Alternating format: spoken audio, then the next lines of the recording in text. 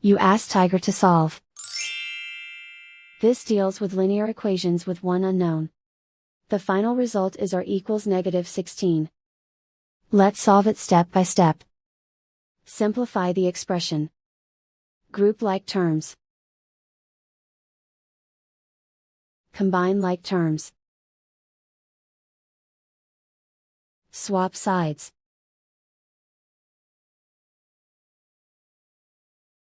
Group all constants on the right side of the equation. Subtract 5 from both sides. Simplify the arithmetic.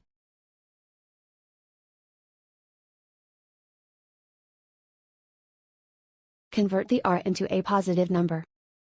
Multiply both sides by -1. Remove the ones. Simplify the arithmetic. And so the final result is r equals -16.